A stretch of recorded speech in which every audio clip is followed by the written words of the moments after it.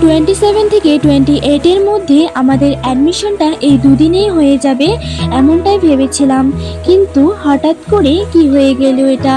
Hello বন্ধুরা, কেমন আছো সবাই?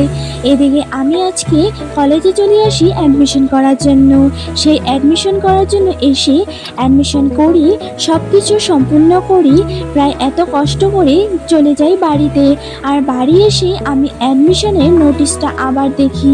তখন আমি অ্যাডমিশন নোটিশ দেখে আমার মাথা গরম হয়ে গেছিলো, কারণ আমার এই অ্যাডমিশন নোটিশে 27 ছিল, মে থেকে স্টার্ট হয়েছিল, আর 28 মানে জুনে 28-এ শেষ হবে। যাই হোক, অ্যাডমিশনটা তো হয়ে গেছে।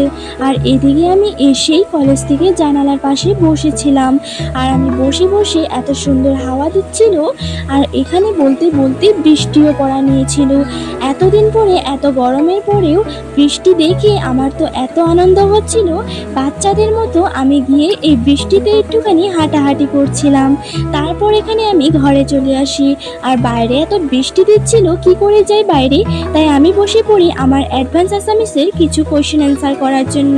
আর এখানে আমি বসেই পড়ি আমার বন্ধুদের সাথে। আমার পড়াশোনার মধ্যে আমার বই আমার বন্ধুর মতো, তাই ওদের সাথে আমি কথা বলে বলে পড়াশোনা করি।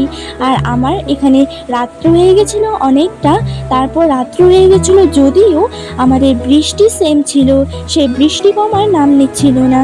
তো ভিডিওটা এইটুকুই, দেখা হবে কোনো একটা নেক্সট ভিডিওর সাথে। রাধে রাধে।